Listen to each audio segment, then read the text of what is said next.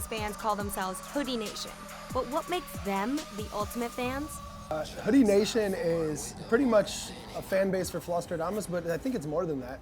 It's a lot of like kids that are just diehard about EDM, hip hop music, and just good music in general. So like they'll come out to our shows, they'll wear our merch and check us out, but maybe the next day they'll be at like a Tiesto show or like at a Waka Flocka show the next day. So all in all, it's just like people that are trying to spread a positive vibe, positive image, just think positively and enjoy good music.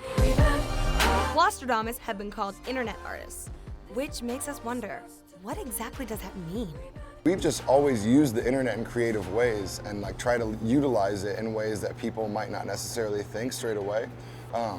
And we do make music, but we don't consider ourselves just straight up musicians. It's just one facet of what Flosstradamus is. We also design all of our own clothing. We also come up with a lot of creative concepts. We designed our entire set for this tour along with Virgil Abloh. But also, like, we made our mixtape that was on like a vaporizer pen. You could smoke like the mixtape and while you're listening to it and stuff like that. We just look at the internet as like our sort of means of communicating with people and expressing ourselves as artists. And it can go the whole spectrum, whether it be digital art, visual, audio, whatever it may be. Flosstradamus are from Chicago, the city that gave us house music, Oprah, and Kanye West. So how did the Windy City influence Kurt and Josh? We would get like East Coast hip hop, we get West Coast hip hop. We'd even have like Chicago house music mixed in there. So it was all different genres coming to one place. So it was good. We had influences from everyone, and I think that made it so we could do whatever we wanted. And a lot of the creative sort of internet artists come from Chicago. Like the whole like C-punk movement and like a lot of these creatives that are doing like, you know, Virgil Abloh is doing all of Kanye's creative direction and Donda. It's influencing so many people. A lot of that stuff comes from Chicago. That's how we know all those dudes now, like Ben Trill and all that is just from going to parties when we were all younger and like ratchet, acting crazy, and now we're all like in positions where we can actually have our voice be heard and have our art expressed to a bigger audience. Flosstradamus actually discovered Iggy Azalea, so how do they keep looking for the next big thing?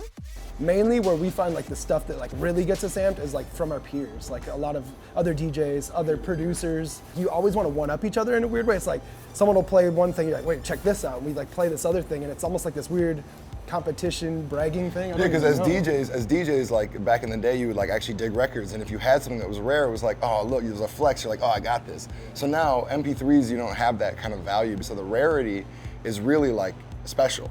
If you're like, yo, I got this like Iggy Azalea demo, like or whatever, like that's it's very rare. Like no one has that, or maybe like 10 people have that. Whereas a record, you know, maybe 100 people could have it or whatever. But if you got it and you're like, oh, yo, these guys are like-minded, we could trade up. You can like definitely flex a little like that.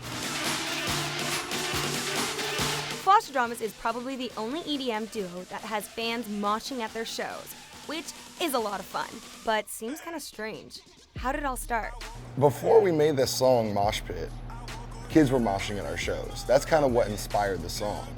We were just noticing that kids would just start getting so rowdy and start going crazy. And we're like, damn, this is crazy as hell, because it's like, you know, EDM, it's like all plur, you know, it's like peace, whatever. You don't think people would like really be like that, but something about the music brought it out of them. So when we went to Atlanta to work on Mosh Pit with Casino, Kurt was showing Casino in his camp like all these videos of kids at our shows moshing, and he didn't even know what a mosh pit was.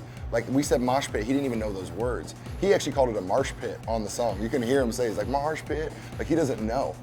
But after that song came out, it made it something that kids look forward to at our show.